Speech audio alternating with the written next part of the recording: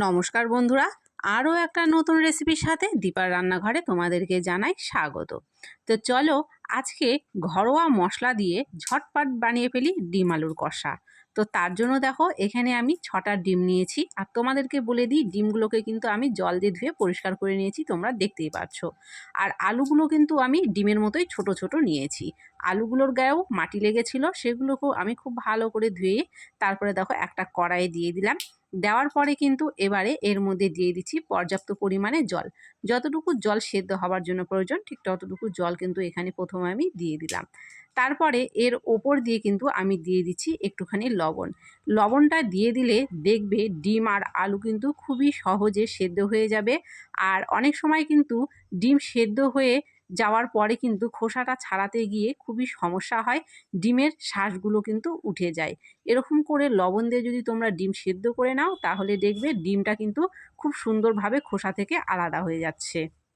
তো কিছুক্ষণ পরে এখানে দেখতেই পাচ্ছ খুব ভালো করে ফুটছে আর ডিমগুলো কিন্তু সেদ্ধ হয়ে গেছে।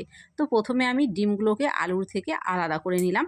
এবারে আরও 4 থেকে 5 মিনিট মতো সময় নিয়ে আলুটাকে কিন্তু আমি সেদ্ধ করে নেবো। আলুটা আরও একটু সেদ্ধ হবে। এখানটায় ডিমটাকে আমি প্রথমে একটু ঠান্ডা করে নিয়েছিলাম, তারপরে এর মধ্যে দিয়ে দিলাম ঠান্ডা জল। এখন ডিমগুলোকে প্রথমে খোসা থেকে ছাড়িয়ে নেব।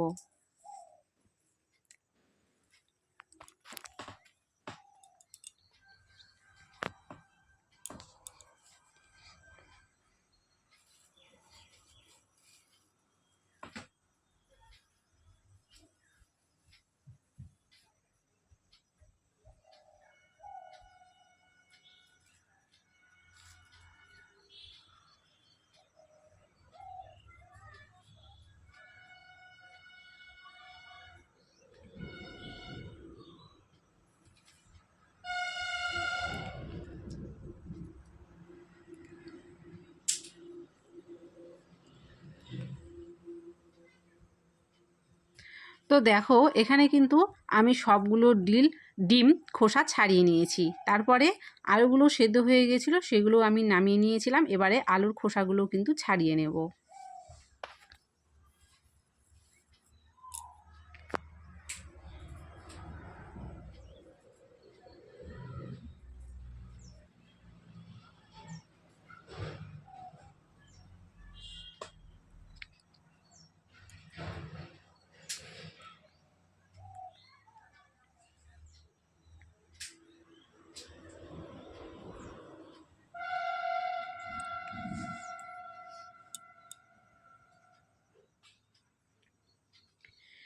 ডিম আর আলু কিন্তু আমার খোসা ছাড়ানো হয়ে গেছে। এবারে আমি একটা নিয়ে নিয়েছি ছুরি। ছুরির সাহায্যে দেখো ডিমটাকে এইভাবে কাট লাগিয়ে নেব।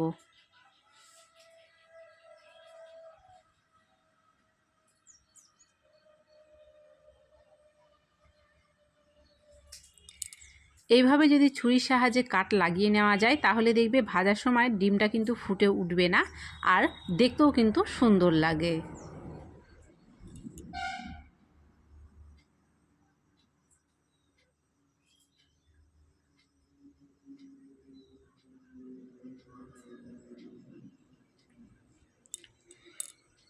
এবারে কড়াই বসিয়ে কড়ার মধ্যে দিয়ে দিলাম সর্ষের তেল।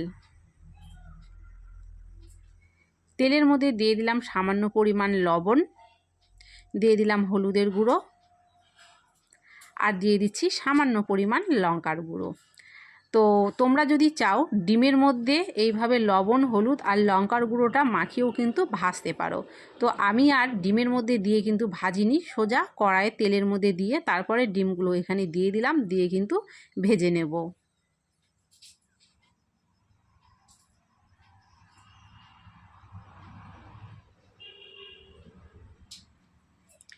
ডিমগুলো যখন লাল হয়ে একটু ভাজা হয়ে যাবে তখন উঠিয়ে নেব।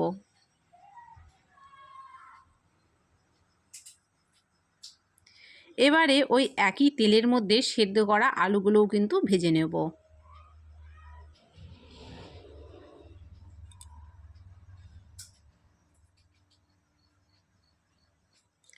তোমরা কিন্তু দেখতেই পাচ্ছ আলুগুলোও কিন্তু ডিমের মতো খুব সুন্দর লাল হয়ে এখানটায় ভাজা করে নিয়েছি। আলুগুলো এখন উঠিয়ে নিচ্ছি।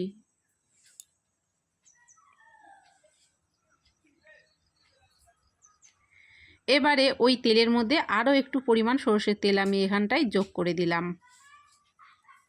এবারে ফোড়নের জন্য এখানে আমি দিয়ে দিলাম একটা গোটা শুকনো লঙ্কা, একটা তেজপাতা আর দিয়ে দেবো গোটা জিরে। ফোড়নটা প্রথমে একটু এখানটায় নেড়ে চেড়ে নিলাম। এখন একটা পেঁয়াজ কুচিয়ে রেখেছিলাম, সেই পেঁয়াজ কুচিটা দিয়ে দিলাম।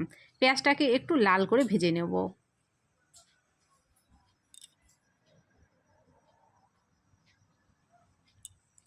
পেঁয়াজটা কিন্তু দেখো লাল করে ভাজা হয়ে গেছে। এবারে এর মধ্যে একটা টমেটো আমি কুচি করে কেটে রেখেছিলাম, সেই টমেটোটাও দিয়ে দিলাম। আর এখানে আমি 5-6 কোয়া রসুন আর 1 ইঞ্চির মতো আদা বেটে রেখেছিলাম, সেই বেটে রাখা মশলাটা দিয়ে দিলাম। আর এখানে একটা মিডিয়াম সাইজের পেঁয়াজ আমি বেটে রেখেছিলাম, সেই পেঁয়াজ বাটাটাও দিয়ে দিলাম। প্রথমে 1 মিনিট মতো এগুলোকে কষিয়ে নেব।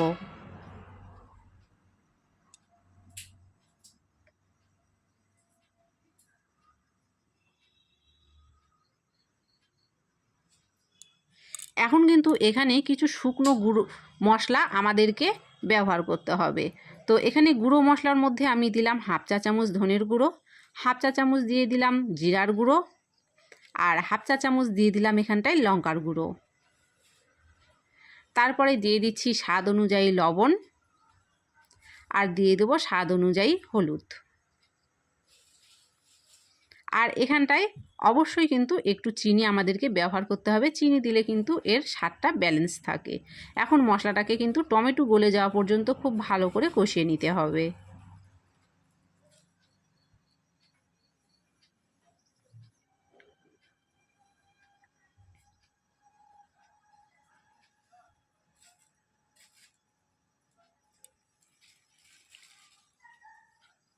পাঁচ থেকে 6 মিনিট মতো দেখো মশলাটাকে কিন্তু আমি খুব ভালো করে কষিয়ে নিয়েছি। আর এর মাঝখানে কিন্তু আমি একবার একটুখানি জল দিয়েছিলাম, দিয়ে কিন্তু মশলাটাকে খুব ভালো করে কষিয়ে নিয়েছি। আর মশলা যত ভালো করে কষাবে তত দেখবে তরকারির স্বাদ কিন্তু দ্বিগুণ বেড়ে যায়। আর এর যে কাঁচা গন্ধটা থাকে সেই কাঁচা গন্ধটাও কিন্তু চলে যায়। তো তোমরা দেখতে পাচ্ছ এখানটায় টমেটোটা কিন্তু খুব ভালো করে গলে গেছে, আর মশলার চারধার থেকে কিন্তু তেল ছেড়ে দিয়েছে। এবারে যে ভেজে রাখা আলুগুলো ছিল সেগুলো মশলার মধ্যে দিয়ে আরও 1 মিনিট মতো কষিয়ে নেব।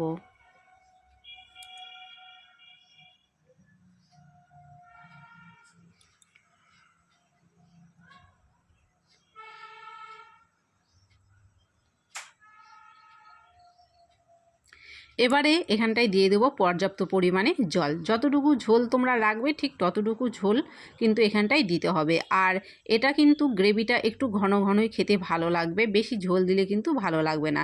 তো সেই জন্য কিন্তু বুঝে এখানটায় জলটা ব্যবহার করতে হবে। তারপরে যে ভেজে রাখা ডিমগুলো ছিল সেগুলো কিন্তু আমি এখানটায় দিয়ে দিলাম। এবারে দেখো এখানে ঝোলটা কিন্তু আমার একটু কম মনে হচ্ছিল, সেই জন্য আমি আরও একটু জল কিন্তু এখানটায় দিয়ে দিলাম।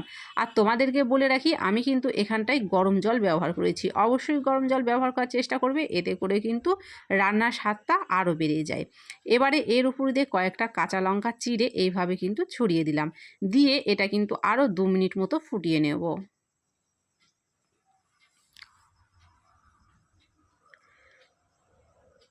ঝোলটা কিন্তু খুব ভালো করে ফুটিয়ে উঠেছে। আর এখন কিন্তু এর মধ্যে দিয়ে দেবো একটু গরম মশলার গুঁড়ো। এর থেকে কিন্তু ঝোলটাকে আর বেশি শুকোনোর প্রয়োজন পড়বে না। এই রকম কিন্তু গ্রেভিটা একটু ঘন থাকলে এটা খেতে কিন্তু খুবই ভালো লাগবে। তো আমাদের রান্না কিন্তু হয়ে গেছে। এখন কিন্তু গ্যাসটা অফ করে দিয়ে 5 মিনিট মতো এটাকে দমে রেখে দেবো।